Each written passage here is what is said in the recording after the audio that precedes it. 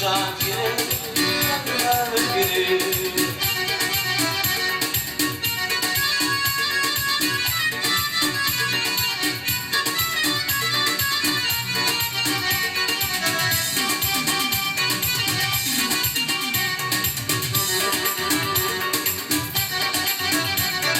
İyiliksin günümdür taş vurdur boşta, toydurmayın damları bilmeden görün.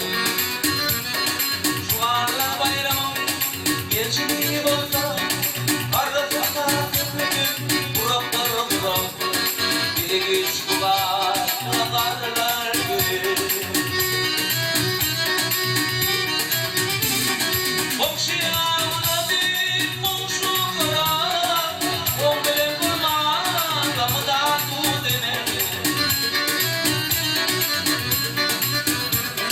Görmeyen dağda bir açmana, bilmeyen dağda girmem gönül.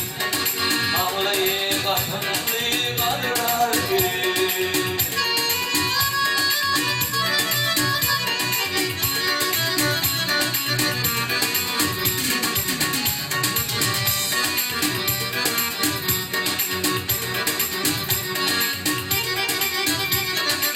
Yine yaratılır bir oğlum olsa, yine kıymet olsa ne boylar ederim.